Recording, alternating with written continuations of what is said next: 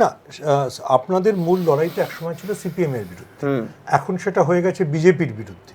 এই যে লড়াইটা সরে গেল, সেটা কি আপনাদের জন্য কোনোভাবে চ্যালেঞ্জিং বা সেটা কোনো রকম বিপজ্জনক?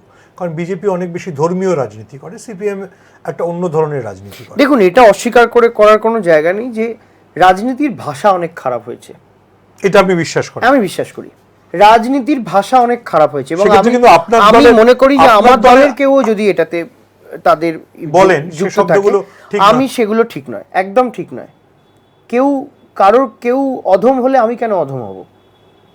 আপনারা দেখবেন, আমি অন্তত কাউকে কোনোদিন কোথাও এমন ভাষায় আক্রমণ কোথাও, আমি বিশ্বাস করি, আমার মনে হয় এটা যে সাধারণ মানুষ এসব পছন্দ করেন না।